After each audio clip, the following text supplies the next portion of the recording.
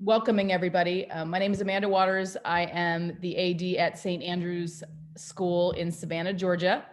And with my buddy Ira.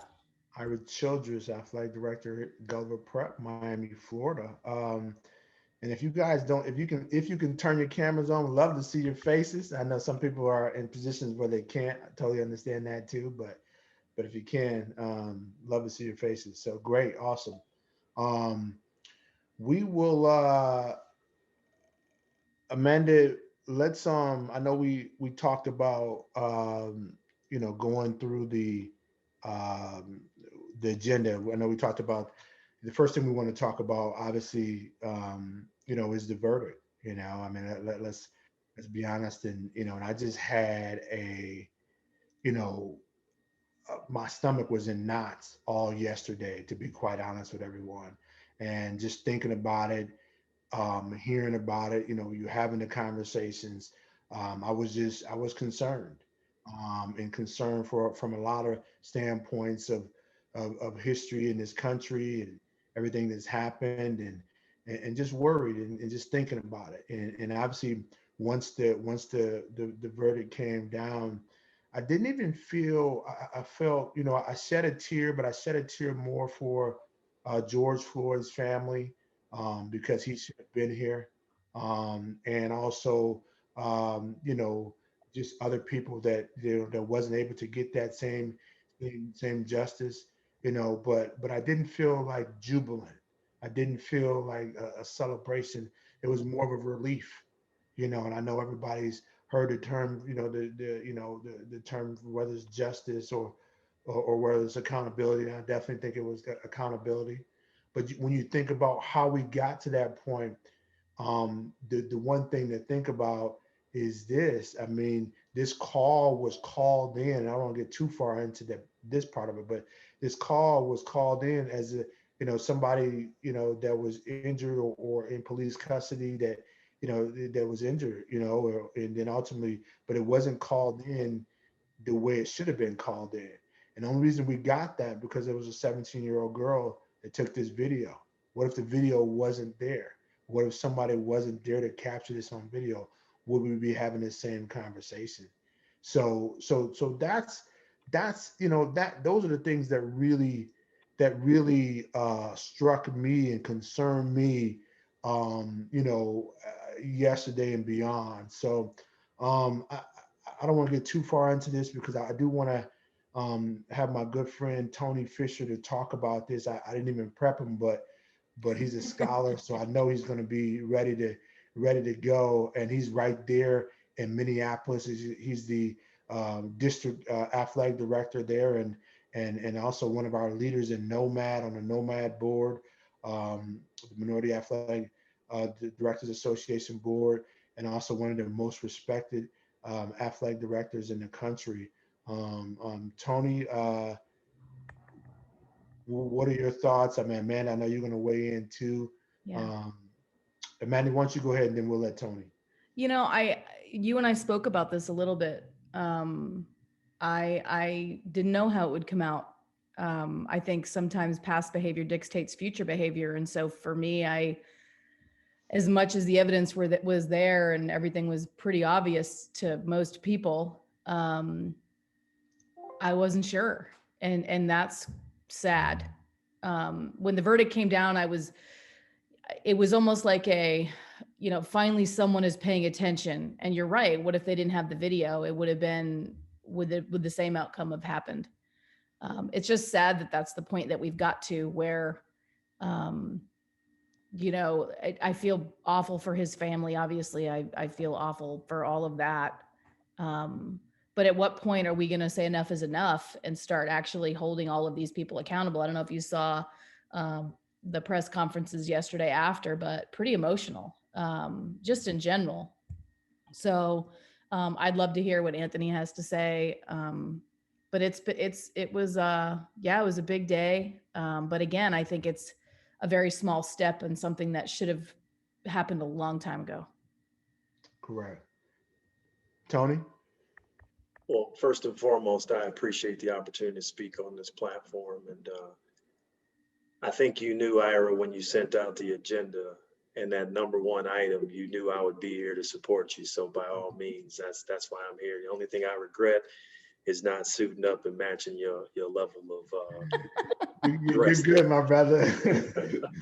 But you know, the city is still hurting, and a part of how the city is still hurting is because, again, um, Dante Wright was murdered as well, and he was actually a Minneapolis public school student, and so there was also, if I'm not mistaken, a shooting in Ohio that took place during this as well. And so there's still a lot of work to do.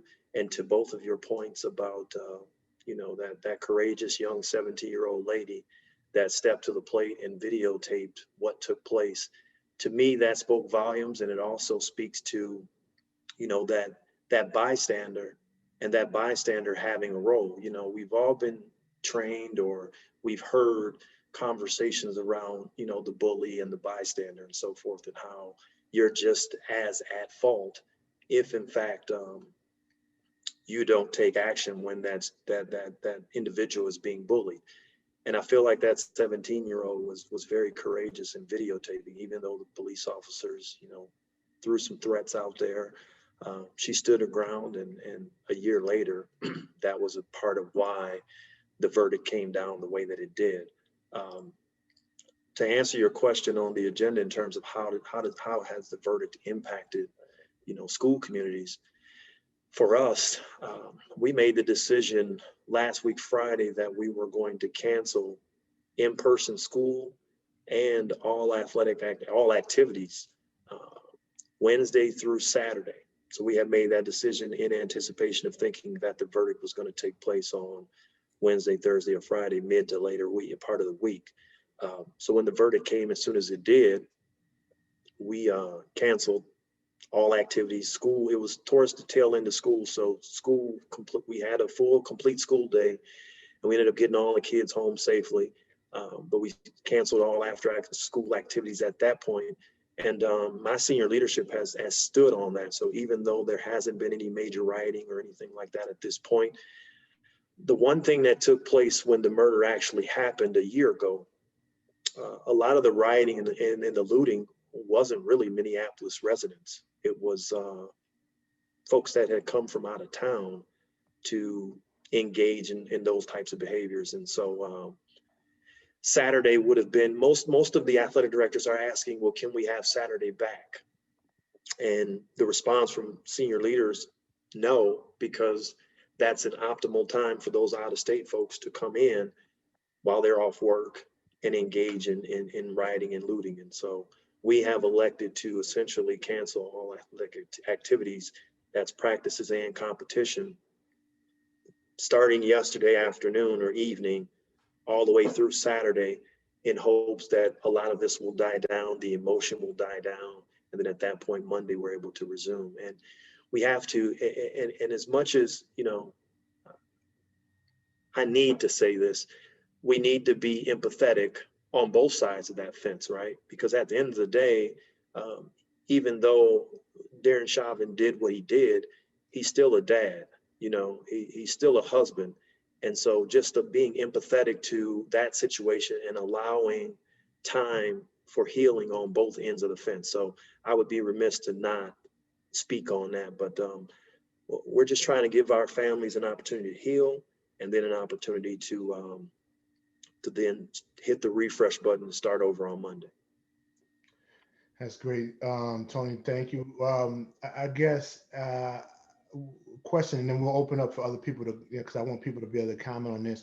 But one more question I have for you is: are you guys doing anything special for your student athletes or students to really kind of, even if it's virtually or anything, to express how they feel or in that area? Yeah, so that's a great question. So we actually started this work over our spring break, which was about 2 weeks ago. We partnered with Positive Coaching Alliance, and they have a workshop that they've created called Sports Can Battle Racism.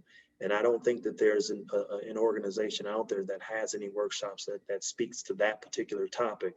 And so a part of why we wanted to partner with Positive Coaching Alliance once we heard that they had this workshop was to give our student athletes and our coaches a platform to be able to speak on in terms of all of the recent unrest that has taken place in the city, but also to provide them with resources so that when they leave our care this summer, they're educated and they have resources to fall back on in terms of handling anything dealing with racial type issues. And so we did 2 sessions for our student athletes where it was one was an hour and a half and then the other was an hour and a half, so 3 hours total.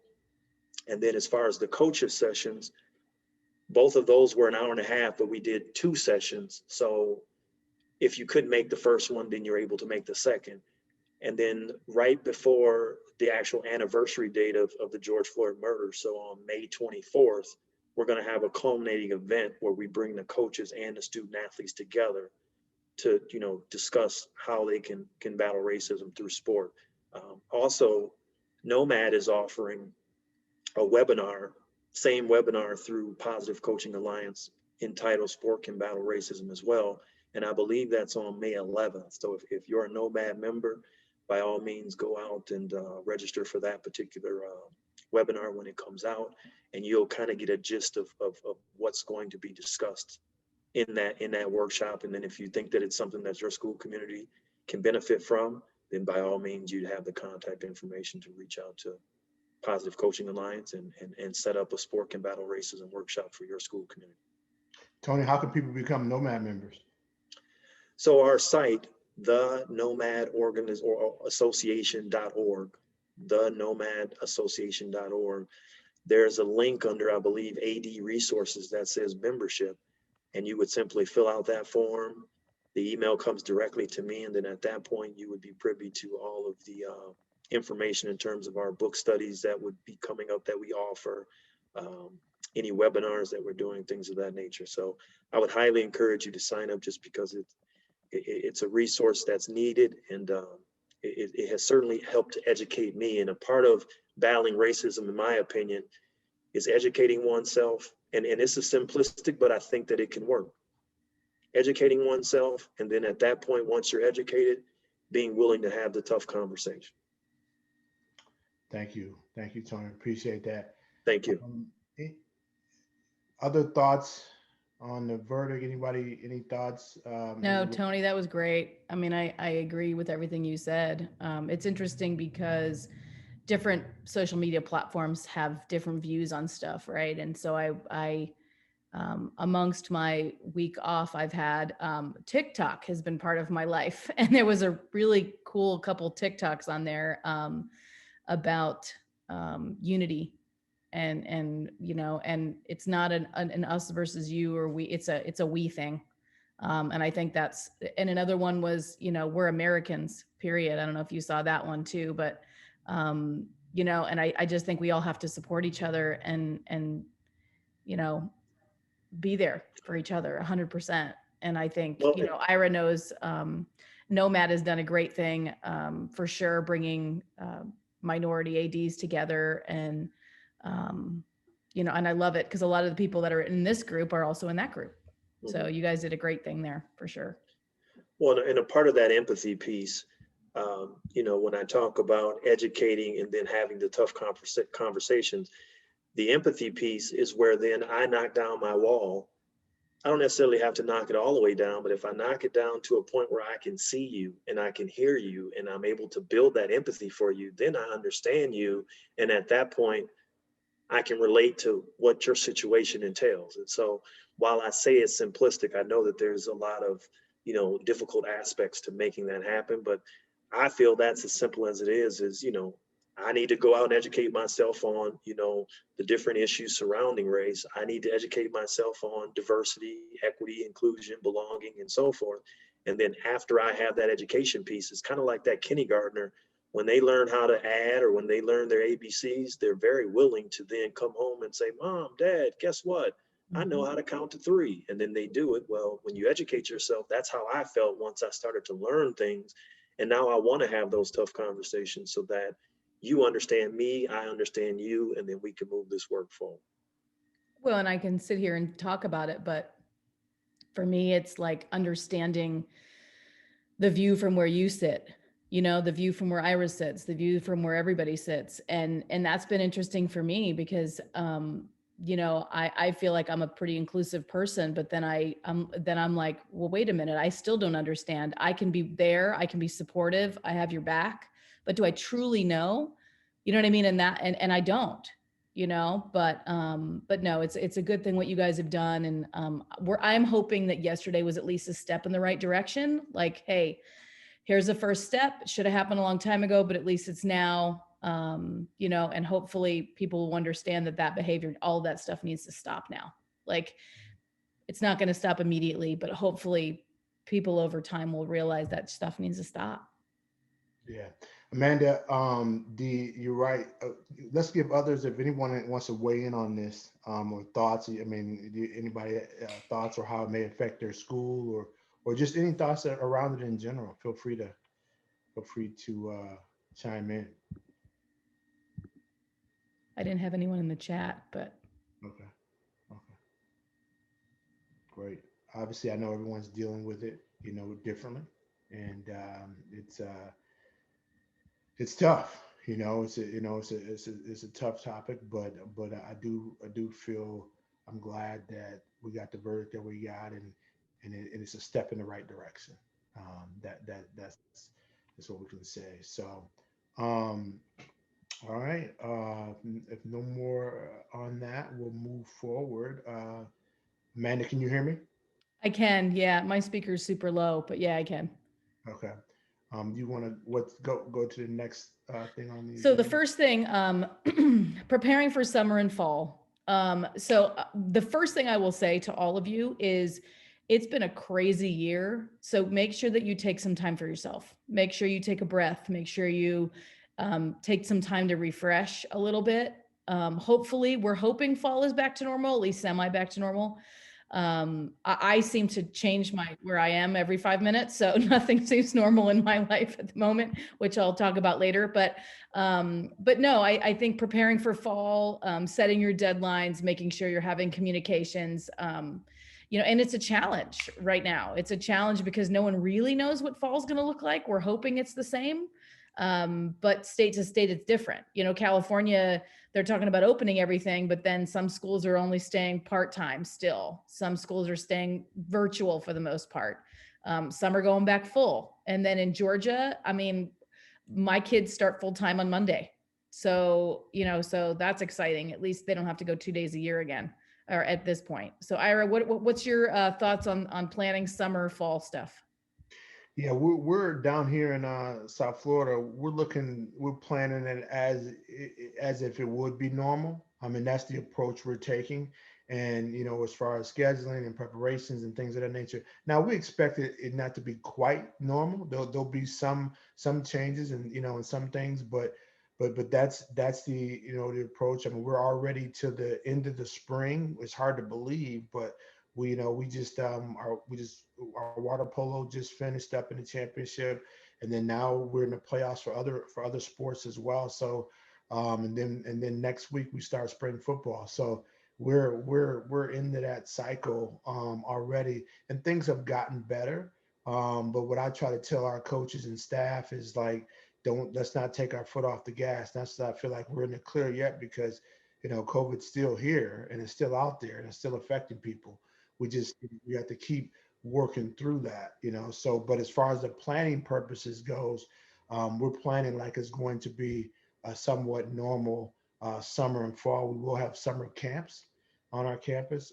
So that's good. And we're excited about that and looking forward to, doing great things. The question will be for some of these campuses, are they requiring the vaccine?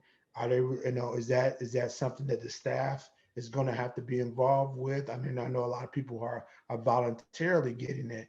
So, but is it going to be a requirement going forward? Is it going to be something where if you want to play sports or participate in that, do you have to have a vaccine? I mean, is it, what is that going to look like?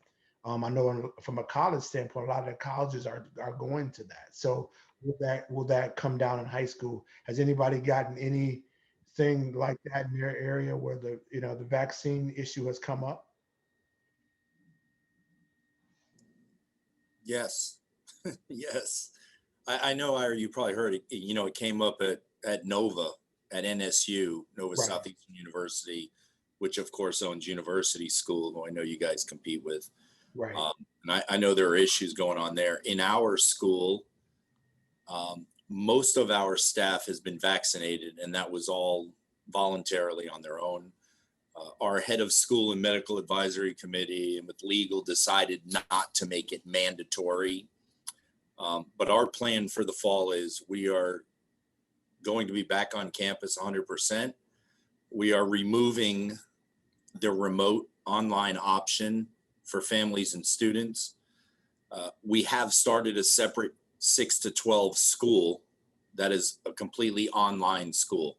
So, you know, anybody in the world can join that school. We've hired a principal from within, but the kids that come to our school in the brick and mortar, you know, in August, it will be all here. And vaccines won't be mandatory, at least not as of right now. Okay. Great. Ira, are they requiring it where you are? No, it's not mandatory. You know, we're sending out information for staff and everyone to get it if they want to get it, but as of right now, it's not mandatory. No. And Wayne, you're in Florida, right? I am about 45 minutes northwest of Ira, or give or take. Oh, Yeah, I'm at just outside Fort Lauderdale. okay. And Shane, are they requiring that for you too? Can't hear you, Shane. Hear me now? Yep. They're not requiring at this point. We're going at as full aboard for next year for the fall. Everything's planning to be that way, and and pretty much all of Michigan's kind of that same way. Are you guys in a shutdown right now? I know I heard the governor kind of shut things down for a little bit. Is that happening there? You know, our rates are extremely high, but as we all know, it's not being traced to athletics. The governor did recommended us to be in a 2-week shutdown. The majority of states said no, and we've continued on and pushed through. We're still in live in person. What we do have to do here in Michigan right now is every spring athlete has to be tested once a week, and they're doing an antigen testing or a PCR test. So what we have is a lab coming in today at 2 o'clock from 2 to 6. Every spring athlete from ages 12 to 19 have to be tested on a weekly basis. Wow, that could be That's costly. a nightmare. You can imagine if you're a school of 1,000 spring athletes, how much fun that is to navigate through. It's a mess right now. But we're doing it. We've actually hired a lab to come in to do it.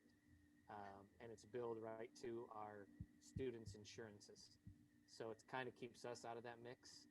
And the kids come in, show a QR code, take a saliva test, and they're done.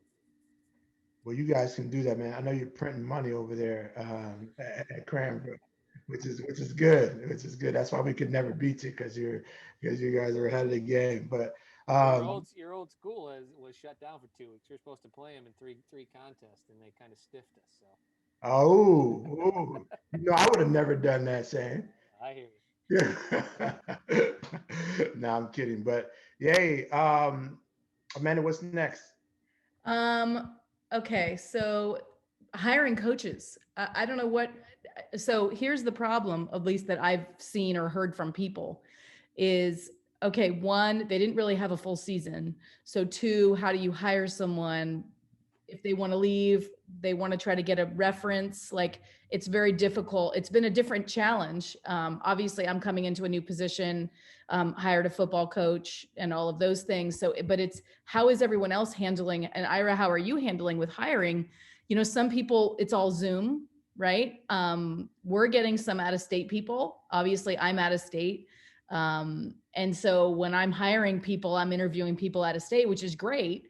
It's just a lot of Zoom, and I don't know how that's changing for people or if it is. Yeah, last year I kind of held off on the hiring a little bit, but this year, we have several positions open. If we got a soccer position open, we got baseball, track, we got a ton of positions open on our website, PE, all those positions, and we're hiring. We hire nationally, and that's what we do, man, in terms of hiring. So nationwide, we're looking for the best candidates. We don't care. If you're right here in South Florida, that's great. But if you're in Detroit, that's great. If you're in Minneapolis, that's great. We want the best candidates for the roles we have. So that's how we approach hiring. We have been using Zoom. We also have had some candidates on campus as well for some other roles. But so we've taken a very aggressive approach. Now all these positions they do accompany the opportunity to have full-time positions with them, so that helps in your hiring. So it's not like you're just hiring coaches just to coach, so that helps. And I understand. I'm not trying to be. I don't want to sound like an elitist or anything like that. I understand everybody's in different roles and stuff like that, so they may not have the ability to do that. But I would advise if you can hire nationally and you can go out and do that, I would think it's a time to do that now, because next year you don't want to say, you know what, I didn't get the best coach because of COVID, and then all of a sudden do a disservice to your student athletes in your community. So that's how I would approach it. I know some people are putting some things in the chat. Feel free to unmute yourself and talk about some of these hirings. I have a question, and the question's more not about how you're going about the hiring, whether it's Zoom or in person. And, outside of our personal networks to find coaches, where do you find the coaches? Meaning what online systems, the best place to post? In addition, Ira, maybe to like the FHSA, home campus in the state of Florida. Yeah, I think there's various, obviously Indeed and all that stuff is always out there, stuff like that. LinkedIn is really good. There's several services, but what we try to look at is really, putting it out there in some of those areas, but also the network, and then social media is a very powerful thing too. If you're putting things out there, a lot of people are getting opportunities from there. So those are some of the things. You can use search firms if you want to do that. I mean, we have different search firms that looks for different positions and different roles for us as well. So there's various opportunities, but I think the more you publicize it, your jobs, that's a good point. Your jobs should not be a secret. It shouldn't be like, oh my gosh, I didn't know that was open. Oh man, I didn't know that was open. I mean, we should be really promoting our internal jobs or jobs that we have. Amanda, I don't know what your thoughts are. Yeah, I mean, I have to tell you, I think a lot of what you just said, the amount of people just since I moved to Savannah, which was yesterday, the people that have reached out and were like, we're coming with you to Savannah. I'm like, okay. But I think it's social media. But what's interesting is even for football coaches and things like that, this group has really helped me, to be honest. Like, before taking the job in Savannah, I reached out to people on this call that are in Georgia and said, hey, tell me about this place. Tell me what I need to know. And I think the same goes for the coach, right? I found a couple coaches. And so I called the ADs that I knew in those areas and said, hey, what do you know about this school? What type of person are they? So again, I think Twitter is a big one. LinkedIn is a big one. It's direct messages a lot of the times. And if they don't know someone, they may know someone. I know for me, even from California, there's a lot of people who have family that live here. So they're like, oh, my aunt, uncle, niece, somebody lives there or in Florida. And they'd love to get back to closer. So again, I think social media is a big one, Wayne. I think you can use some search firms if it's big positions. We can help you with that and tell you who those are if you need. But a lot of it's word of mouth and just helping each other. Like if I know one of you if I know Vicky's trying to hire in Oregon and I know that she has certain jobs open, I can blast that for her and maybe know someone that's looking to go there, looking to move. I don't know if you noticed, but a lot of people are running out of California. They're not just walking, they're fleeing. Um, so again, I mean, it's good opportunity to get some of those really solid people that would have some interest in potentially moving. So hopefully that helps, Wayne. Thank you. I also think it's very difficult right now. The millennial coach wants to get paid and wants to get paid for more than somebody that's been here 25 years. And so, I mean, we're having that issue that, a JV basketball coach wants to get paid $8,000. Well, that would be great. And decline the job because we couldn't do that. So, where was that when I was coaching? I would have loved Exactly $8,000 right. to coach JV basketball. as a head coach, I don't get paid that. So, that's what we're facing is the millennials, and they want to get paid, and they're doing it more for the money than for what most of us are invested for the sport and for the kids. So we're running into a lot of those issues. You know what's interesting? I don't know about Ira, but I feel like there's a lot of people that have passion for coaching. And I think you have to have the passion. And I think that it back in the day where you got paid nothing, right? Coaching is not for the money unless you're in a big school somewhere. So you got to coach for the passion, but you also, as a school, if you really want someone in, have to be open to having, like Ira said, full-time positions so that it's something they could actually like survive on. Whether it's even if they're not a teacher, whether it's security or in, tech, whatever, there's got to be ways that you can get people in that way.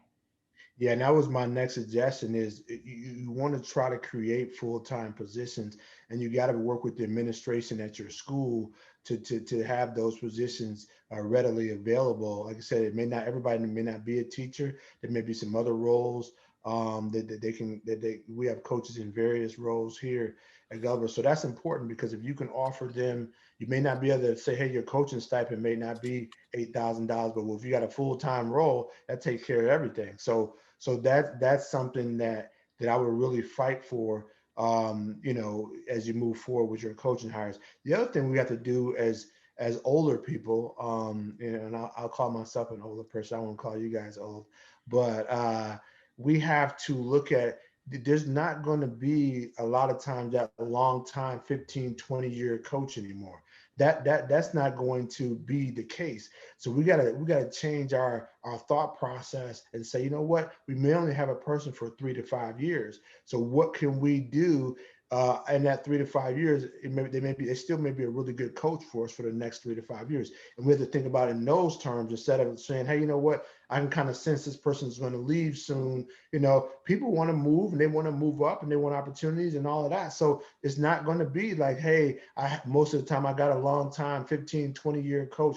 That doesn't exist a lot anymore. So the idea is getting really, really good people that want to be good during the time they're there, and then if they want to move on, that's okay too. But you want them to know that this is a great place for them to coach. So, other thoughts on coaching hiring? Go ahead, Tony.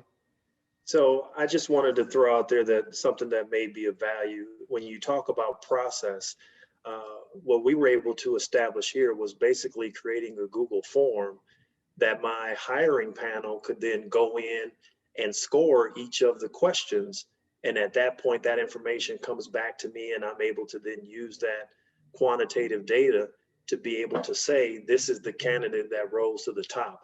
And within that form, I was able to add the resume of that candidate so that each panelist, when they went through the form, I made them check off to say, yes, I have in fact looked at this resume. I was able to add a writing exercise and a budgeting exercise. So again, the interview panel was able to effectively score without us ever being in person, without us ever having communication. And then I get that quantitative data on the back end to then submit to my HR department. Here's our candidate, and here's the supporting details as to why we chose this candidate. So I think it's also important to build those processes or adjust your processes as we move away from a lot of in-person stuff to mostly virtual, and that includes interview. That's It's great. funny, That's Richie great. just put a point in there too, and I was going to say the same thing, promoting from within. So if you're investing time in your assistant coaches and part of your head coach's role is to, I mean, it's like any leader. You want people that are under you to be in the same position as you. You want them to grow and want more. So yeah, Richie made a good point, investing time and effort into training and mentoring assistant coaches to be head coaches. That could help with that. Like what Ira said, with them not staying super long. Now you still have someone that knows what they're doing as backup, and then they can hopefully hire an assistant and do the same thing. But you have to invest in that as well. That makes a lot of sense, and I really believe in developing your people and then promoting them. You want to promote people, and whether it's coaches, or staff, everyone, if they're doing well, give them an opportunity and create an environment where they know that, hey, you know what, I'm going to be promoted if I do well. So that's that incentive. So I concur. What's next on the agenda, Amanda? Okay, so alumni connection. So obviously COVID was tough. I think a lot of us had to deal with fundraising and trying to figure out ways to make money and all of those things. And so I think um, right now could be a perfect time to maybe reach out to some of those alumni without asking them anything at this point and just really thanking them for the support. If they did support you, if they made any type of adjustments or helped through whatever, right now could be a great point leading into the summer where you say, look, it was a tough year. Really appreciate all your support for our athletes. Just know that we're trying to do the best we can for the school, and we love having you as an alumni. Just some type of quick handwritten token note, something that will actually can keep you connected, right? Because we haven't been able to have a lot of those big alumni events and all of that stuff that you normally would have. Ira, I don't know if you guys do anything like that, but I think that's really important, especially, now leading into the summer when the year is over. We're hoping next year looks semi-normal. Really kind of appreciating those people that really kind of helped you through. Yeah, we connect with our alumni. We didn't get a chance to do the events we normally do. We're fortunate to have alumni, director and a whole office, and all of that. So they do a lot of different events throughout the year and stuff like that. So yeah, that's super important. Some neat things you can do is alumni games and stuff like that. Outings, events as it relates to athletics, and that will definitely draw people back and interest, and then them wanting to help. And the other thing is, I would encourage anyone who doesn't have it in your school. If you email me, I can send you some information on how to get it going if you don't have it going. But create a Hall of Fame.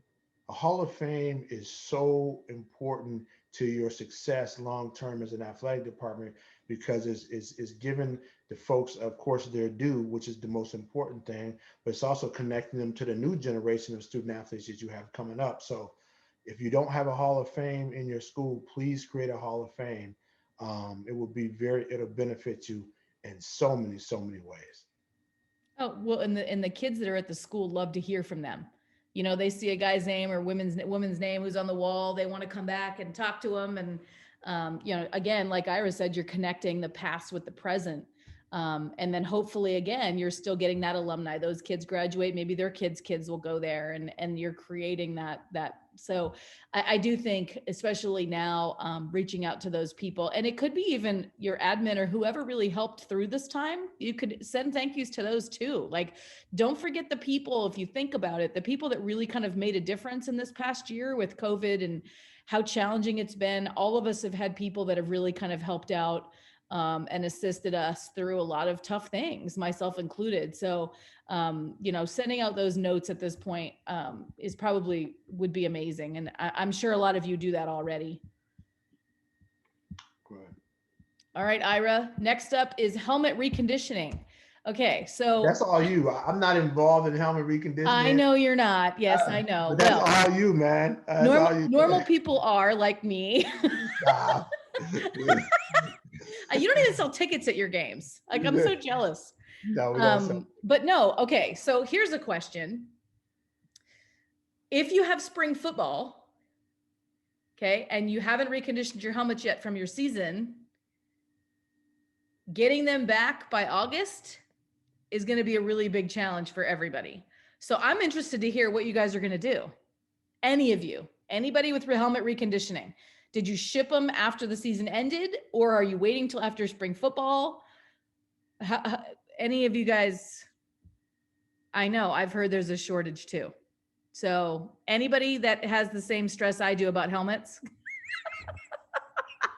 or is it just me? It's just you, man. It's Oh, just it might be. It may be just me. Go ahead, Michael.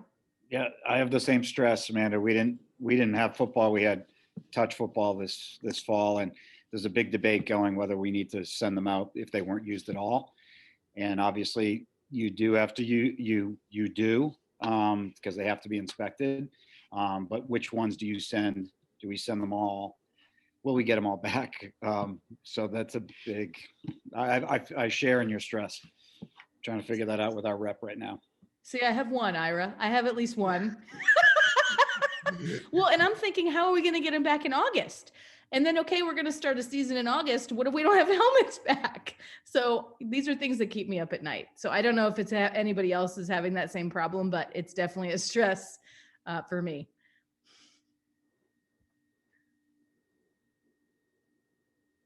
Yeah, and it also, they're all getting them at the same time too, by the way. Like these vendors are all getting all these helmets at the same time. So it'll be interesting when we circle back in August, if my concern comes to fruition, Ira.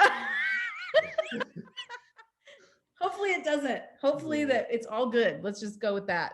All right. So now I kind of want to hear, go ahead. What'd you say? If you do get your helmets back, we have an open football day. We'd love for you to come down to Miami and play. Oh, yeah. We're just going to come use your helmets and we're going to bring them up to Savannah. I can drive now. I can in driving distance. There you go. You can tell your head of school. So by the way, Amanda's going to borrow our helmets. There you go. Okay. So the last was a roundtable because I'm interested to hear okay. So obviously California is kind of different all over the place, right? On, are they going to start school? Are they not going to start school? Some people virtual, some people not. I know in Georgia here, we're going to have summer camps, just like Ira talked about. We're planning on starting everything the same, normal, starting in the fall, hopefully. I'm interested to hear what other people are doing. Is everybody planning on starting normal? Ira I would assume you're starting normal in the fall and summer, like you said. Yeah, we're definitely starting normal. Everything is on track. Obviously, knock on wood, unless there's some major setback. But we're starting normal. But I love to hear. I mean, obviously we're doing spring sports and all that. But I would love to hear around the country what everyone's doing. I got to transition to my phone here because I got to run to another meeting. But while we're in this meeting, but I can still hear you, Amanda. So you won't see my face, but you'll be able to hear. Okay, great. Got it. So I can just pick on people. Hey, Don, how we doing today, Don? Don, my buddy from Georgia. What's happening? Doing good. How are you? I am finally in the same state. I got here yesterday. Awesome. No, we're as you know, or as you're going to learn in regards to Georgia, we're planning on a full normal summer, a full normal athletic calendar in the fall. We met as an association. Our executive committee met this past week, and we're on schedule right now. That's the plan. Awesome. I love it. Good. Yeah, that's kind of what I knew. Damon, how is the land of California and Helix, and are you guys starting normal? What are they talking about for the fall for you? Have coordinating council in 15 minutes, but the master calendar says that yes, we are planning on starting normal. It's crazy to have everything but football and cross country going right now. It's nuts. Oh, it's insane. Yeah, it's yeah, for sure. Vicky, how about Oregon? What's happening up there? Well, we just got word today or yesterday, early morning today, that we're going to be able to do wrestling and basketball and swimming, which will start in another 3 weeks, I think. I'm not in a school I'm in a brand new school that's not open, so I don't have to face all the things that you guys are facing, but I'm trying to hire coaches. So be on a Zoom calls every day on virtual trying to hire. But as far as we know, we're going to start okay in the fall, but who knows? Our rates have gone back up. At the last high school I was at, which is in our same district, they've had 4 cases of COVID and had to shut down some things due to that. And none of it's been sport things. It's things done during Easter or that was done over spring break. And so anyway, so that's where we're at right now. Got to get to do basketball, wrestling, and swimming after our spring season, which we're in right now. Okay, nice. All right, Carolyn, New York City. Yep, sorry, I'm having video issues today. It's okay. So my school is making plans for a full return. New York City has kind of been up and down and not the best at getting out guideline information to everybody, but we are planning on a full return. However, the schools in my league are not. So it's very difficult to try to figure out if we actually are going to have a league because they all are running under different protocols than we are. So it's a little bit of a struggle because we are all on such a different, have kids in at different times and everything. So I'm hopeful that we can kind of get something together, but at this point, again, it's still very much up in the air. Yeah, that's hard when your league is in all different directions. That's tough. Okay, Dustin Smith. How we doing? What's happening where you are? We're living the dream in Greenwood, Arkansas, but we have had a completely normal fall. I say normal. We had completed fall seasons, winter seasons, and we're 2 weeks away from completing our spring seasons. Now they've been limited capacity. They've had a lot of restrictions, but we have been able to play full seasons in every sport that we've had. So as far as sports and seasons have been, it's been normal. The limitations and requirements and mandates that we have from a mask standpoint, from social distancing, and from crowd limitations has been anything but normal. But we have been operating as normal as we can in today's time and have been very blessed to be able to play all fall, all winter, and 2 weeks away from completing a full spring seasons as well. Well, I'm very jealous, Dustin. I'm not going to lie. I don't say that to rub it into anybody. We've just been fortunate in this part of the country that we've had the ability to be able to play, and our kids have been able to compete, which it's been somewhat settling for an administrator to be able to watch our kids actually get back in and compete for an entire year. Oh, for sure. For sure. Yeah. You know what? It's interesting because everybody said, I can't wait to get back to normal, but I don't know that normal is ever going to be normal again. I think normal is going to be a different normal. You know what I mean? Like it's what we knew before is not going to be the way it is moving forward. Everything's going to be different. And one of the biggest things I've seen is, all the parents want kids to play. They want them to play. They want them to play. And for months it was, we'll do whatever we can to get them to play. And then once we get them to play, now they're upset they can't come watch them. It's like, you can't win, but it's like, we're trying to get kids to play, but we can't have 5,000 people in the crowd. I mean, at least in some places. So I don't know about you guys. That's been, definitely a challenge for us, for sure. Anyone else want to chime in? I'll also piggyback on that just for a second, Amanda, if I can. Sure. Everybody wants you to play until you turn the scoreboard on, and then it becomes a whole different thing. And we've experienced that. Everybody was all good with playing until you start beating them, and then they take pictures of what you're doing and reporting those to whoever and saying they're not adhering to social distancing or whatever it may be. So everybody's all well and good until that scoreboard flips on. 100%. Yes. Nicole? And Amanda, we're also supposed to be professional videographers that are going to stream everything. So that's also the fun part, is that when we're streaming and they don't realize we're streaming on Twitter, we're streaming on Instagram, we're using YouTube, all these different mediums. And it's in most cases, it's like us and one other person that's trying to do all of that. I love when I get the comments on Twitter back where it's like, oh, the camera angle isn't really great, or I can't see both sides of the scoreboard. And I'm like, if you had any idea what I was doing right now to try and even get you to see any of this, it would be amazing. But that's also really fun. My favorite part is that you can't mute on Twitter Live. You can't mute anything. So no. So that's been an experience, to say the least. Yeah, when you have your frustration and your dialogues with others in that camera, within the camera shot, it's like, oh, okay, well, maybe they understand now. Like, I can't make this camera any wider. I'm getting as much of the field as I can. Well, and it's sort of like Zooms, right? Remember when the Zooms first started, everybody didn't realize you can actually see behind you. Like, so people were walking through the Zooms and it's like, yeah, so it's been interesting. But imagine this, though. Imagine how much we've learned in the last year. That's the crazy piece to me. Like, how much we've taken what we know how to do and we've completely flipped it upside down, for me twice, but flipped it upside down to be able to make things work, right? And it's been a challenge. But on the other hand, kids are playing finally.